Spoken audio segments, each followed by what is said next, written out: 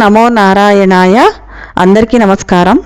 మాఘమాసం కృష్ణపక్షం చతుర్దశి నాడు వచ్చే రాత్రిని మనం మహాశివరాత్రి అంటాము. ఒకసారి బ్రహ్మ విష్ణువు ఇద్దరికి నేనే గొప్పవాడిని అన్న అహంకారం వచ్చింది.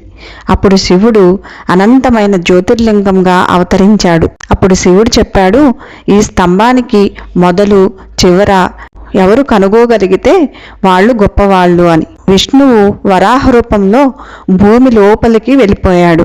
కానీ ఎన్ని యుగాలు గడిచినా చివర కనపడలేదు. బ్రహ్మ హంసరూపం తీసుకొని ఆకాశం వైపు వెళ్ళాడు. ఎంత ఎగిరినా పైభాగం కనిపించలేదు. అప్పుడు బ్రహ్మకి తిరిగి వచ్చే దారిలో ఒక మొగలి పువ్వు కనిపించింది. ఆ పువ్వుతో కలిసి శివుడి దగ్గర అబద్ధం చెప్పాడు. ఏమని అంటే, నేను చివర చూశాను, ఈ పువ్వు నాకు సాక్ష్యం అని. జ్యోతిర్లింగం నుండి శివుడు బయటికి వచ్చాడు. బ్రహ్మ అబద్ధం చెప్పడం వల్ల నీకు భూలోకంలో పూజలు జరగవు అని శాపం ఇచ్చాడు. శివుడు జ్యోతిర్లింగంగా అవతరించినది ఆ రాత్రి సమయంలో.